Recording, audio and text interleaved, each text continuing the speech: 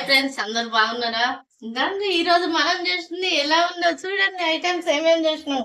White అన్నం ఈ రోజు చేసింది. మటన్ ఫ్రై, కేజీ మటన్ తీసుకొచ్చినాం, ఫ్రై చేసినాం. ఎంత బాగుందో చూడండి.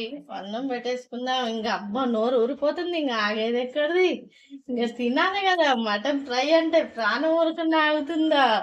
రెడీ రెడీగా తినాలనే ఇంకా ప్రాణం అంతా కొట్టేసుకుంటుంది. ఎట్లా అంటే అట్లా ఉంటది. డ్రైగా మొత్తం గ్రేవీ అంతా కింద ఉందని కలిపేస్తున్నా. చాలా బాగుంది.